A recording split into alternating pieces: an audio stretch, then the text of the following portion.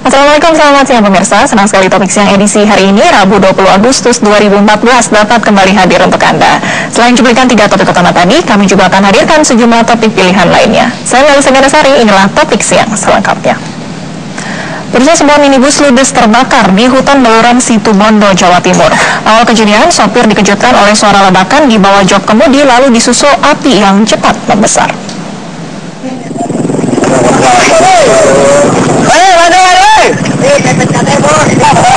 Dalam waktu singkat, sebuah lega jenis Mitsubishi Colt L300 ludes dilalap api di kilometer 236 di hutan Baluran, Situbondo, Jawa Timur. Warga setempat tak dapat berbuat banyak. Naasnya, tak ada pula alat pemadam ringan untuk memadamkan kobaran api. Alhasil, warga membantu dengan ala kadarnya saja. Lantaran bahan bakar bensin di tangki dalam keadaan penuh, api menjadi sulit terkendali. Bahkan, lidah api juga menyambar pohon di sekitar lokasi. Sang sopir Ahmad Jama Nugroho terkulai lemas di jalanan. Beruntung, saat kejadian, Ahmad sempat menyelamatkan diri bersama seorang penumpang yang menemaninya.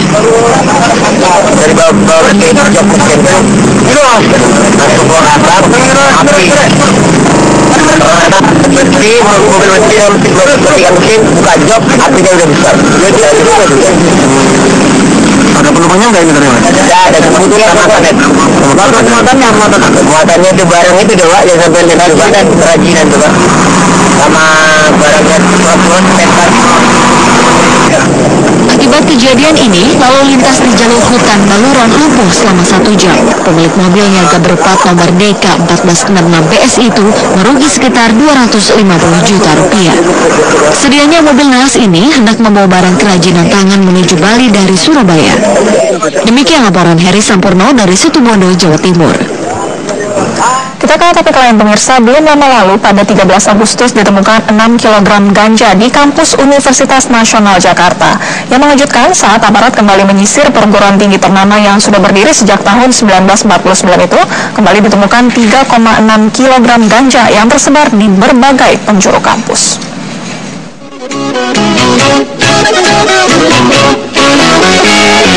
Wahai para generasi muda, tahukah siapa musuh kita?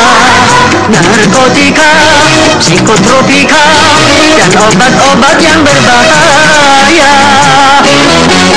Selasa siang, Badan Narkotika Nasional dan aparat kepolisian Polsek Pasar Minggu kembali menyisir kampus Universitas Nasional.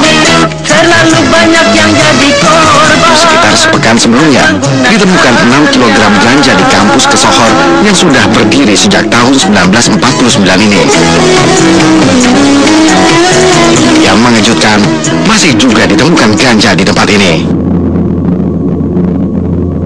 Total ada 3,6 kg. Ada yang ditemukan dalam sebuah tas ransel di ruang perpustakaan.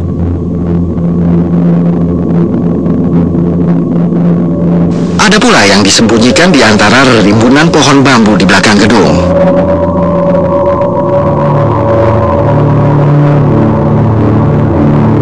Dari hasil razia yang dilakukan, terdapat sejumlah temuan barang bukti berupa narkotika jenis ganja, alat pijat atau bom, dan timbangan yang disimpan di dalam tas backpack atau tas carry di gudang perpustakaan yang berlokasi di gedung Serbaguna.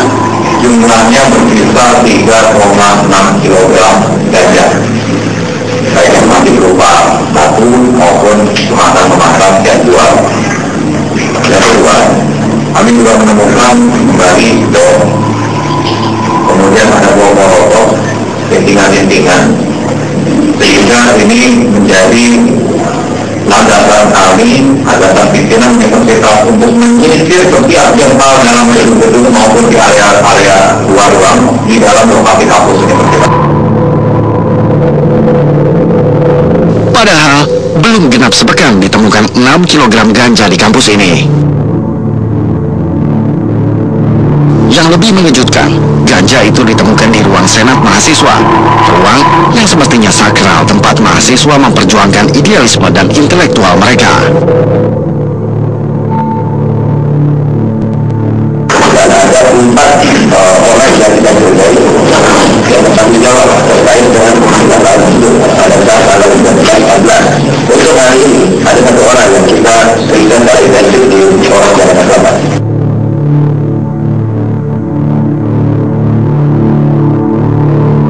Kepolisian mensinyalir peredaran ganja besar-besaran seperti ini bukan cuma terjadi di kampus ini. Beberapa kampus besar lainnya di ibu kota juga diduga menjadi sarang narkoba.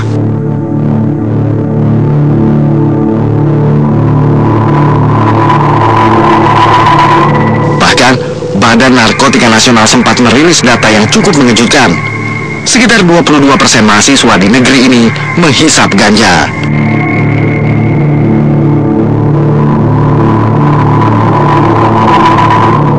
Ini ironis, perguruan tinggi yang semestinya menjadi harapan mencetak generasi yang berkualitas justru menjadi tempat madat.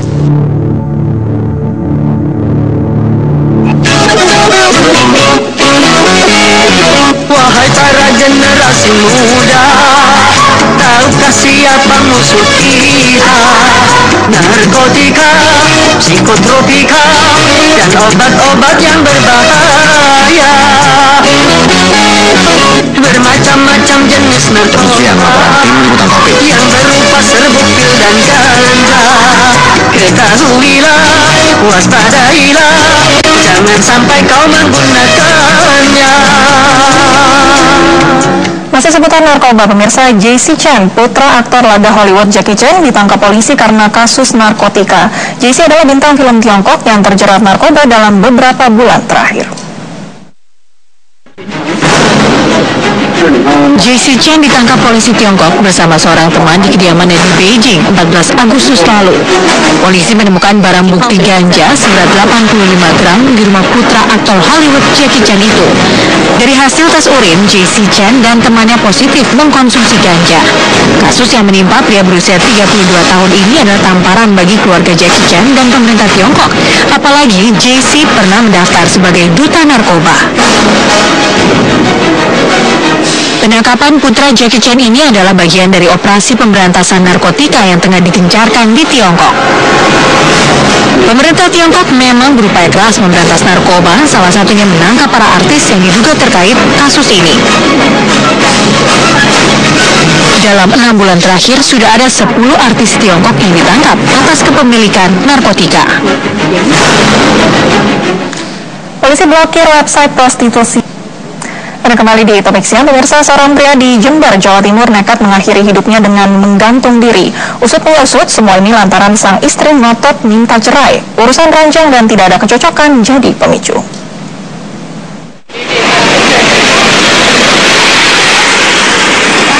Warga desa Ajung, kecamatan Ajung, Jember, Jawa Timur, geger. Salah seorang tetangga mereka, Agung Triwinarno, tewas tergantung di langit-langit kamarnya. Pria paruh baya ini diketahui baru 4 hari lalu pulang dari Kalimantan bekerja sebagai buruh bangunan.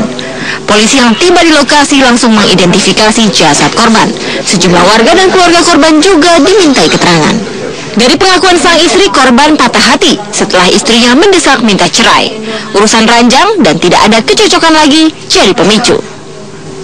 Saya udah ditalak pertama kali, Mbak. Talak 3. Terus? Ya, saya ngomong udah gak ada kecocokan. Dia nggak mau dicerai. Iya. Alasannya apa, Bu, nggak mau dicerai?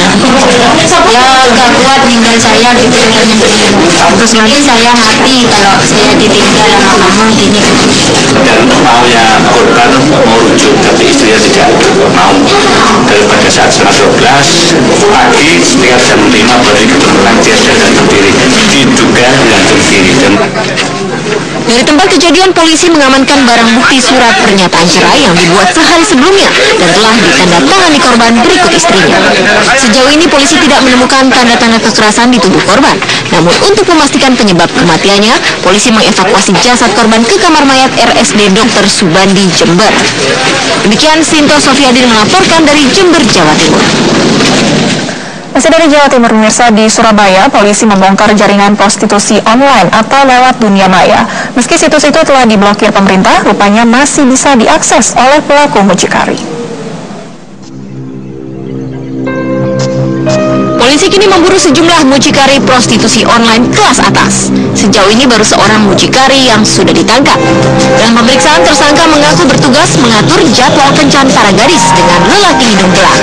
Agar tidak terendus aparat, prostitusi ini menggunakan beberapa kata sandi. Gadis-gadis yang terlibat prostitusi ini berlatar belakang berbeda-beda. Tarif sekali kencan bervariasi, mulai dari Rp500.000 hingga Rp1.000.000. Dari tarif itu, si mucikari memperoleh bagian sebesar Rp300.000. Dalam sehari, mucikari dapat meraup pendapatan hingga Rp10 juta. Jadi tangannya sudah ditentukan. Jadi tangannya pun dari luar kota. Jadi kita akan pakai selain itu. Selainnya dijual. Iya, ini cuma tanggal tertentu saja. Nah, kalau kita tahu pelanggannya dari mana saja? Rata-rata ya pegawai swasta sama ada mungkin pengusaha. Cuma ada pejabat ya? Jadi saya kurang tahu ya, cuma pernah kalau nggak salah sekali itu biasanya jawabnya ya pokoknya belah merah gitu aja. Setelah kasus ini terbongkar, situs prostitusi online ini langsung diblokir Kementerian Komunikasi dan Informatika. Namun rupanya situs ini masih dapat diakses jika si pengguna memahami penggunaan alamat situs internet. Dari beberapa yang lalu itu sudah kita nyatakan untuk websitenya tidak bisa dibuka secara umum, tetapi ada beberapa login yang mungkin bisa, tapi hanya dari kalangan mereka saja, karena petugas Polres Tabes waktu akan membuka kembali website tersebut tidak bisa. Guna melacak keberadaan mucikari lainnya, aparat Polrestabes Surabaya juga bekerjasama dengan kantor polisi daerah lain. Polisi menduga bisnis prostitusi online masih terus berlanjut dengan menggunakan situs yang sama. Demikian laporan tim liputan Topik. Ya pemirsa, semua warga negara Indonesia tentu ingin merayakan hari kemerdekaan negaranya dengan caranya masing-masing. Nah, bagaimana jika pasien rumah sakit jiwa di Manado, Sulawesi Utara ikut berlomba memeriahkan HUT RI ke-69? Berikut topiknya.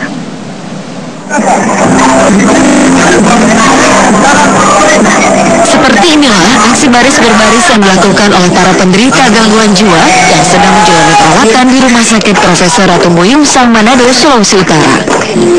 Perlombaan gerak jalan untuk memperingati HUT RI ke-69 ini diikuti 109 penderita gangguan jiwa yang dibagi per kelompok dengan menempuh jarak 200 meter di sekitar rumah sakit. Aksi lucu para pasien gangguan jiwa dalam perlombaan ini sering mengundang tawa pengunjung dan perawat rumah sakit.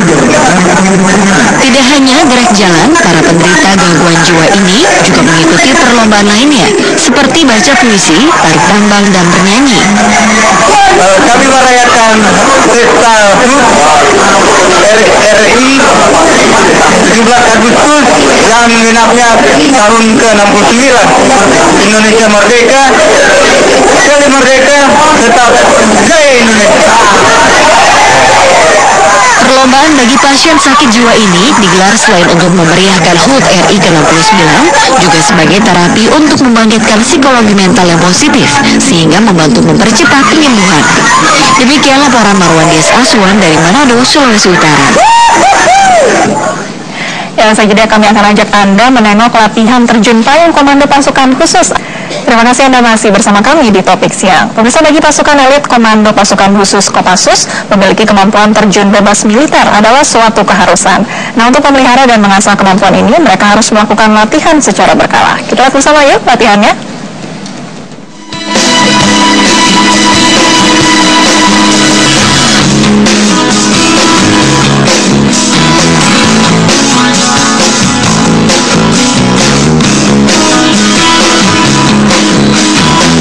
Menantang adrenalin.